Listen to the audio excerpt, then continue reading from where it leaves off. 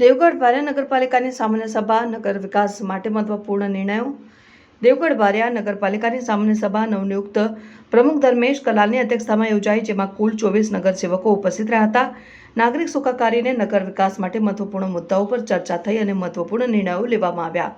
શહેરની સુરક્ષા અને આધુનિક વિકાસ માટે મોટા નિર્ણયો લેવામાં આવ્યા છે અને સીસીટીવી કેમેરા, શહેરમાં સુરક્ષાના હેતુથી સીસીટીવી કેમેરા સ્થાપવાની મંજૂરી, નાના તળાવનો વિકાસ, તળાવને કાંકરિયા તળાવની જેમ વિકસાવવાનું આયોજન, ક્રેનવાળી ગાડી, નાઇટની લાઇટ સેવામાં સુધારો કરવા માટે ખાસ ગાડી ખરીદવા મંજૂરી, જરૂરી સેવાઓ અને નાગરિક સુખાકારી માટે નિર્ણયો લેવામાં આવ્યા છે. ફાયર બ્રિગેડ માટે નવી મોટર, આકસ્મિક આગ જેવી પરિસ્થિતિઓ માટે ફાયર બ્રિગેડની નવી સુવિધાઓ, વોરા સમાજ માટે કબ્રસ્તાન, સમુદાય માટે યોગ્ય જગ્યા નક્કી કરવા ચર્ચા અને સ્થાયી રોજગારી માટે નગરપાલિકા દ્વારા નવી યોજનાઓ પર વિચારણા, મહત્વપૂર્ણ નિર્ણયો લેવામાં આવ્યા છે.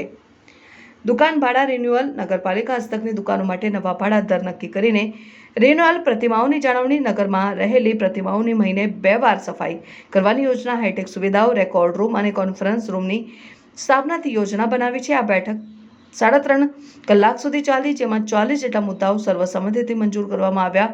પ્રમુખ ધર્મેશ કલાલે જણાવ્યું કે આ તમામ યોજનાઓ ત્વરિત અમલમાં મૂકવામાં આવશે, જેથી દેવગઢ બારિયા નગર વધુ સુવિધા સંપન્ન અને આધુનિક બને.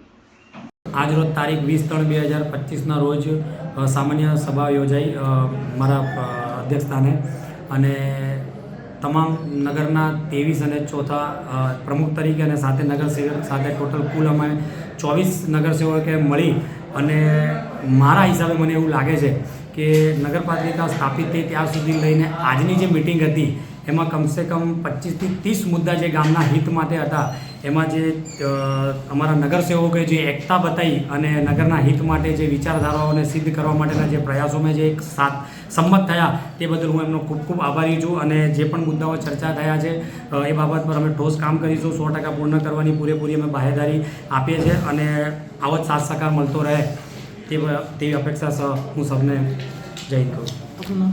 ધર્મેશ કુમાર ભરતભાઈ કલાલ.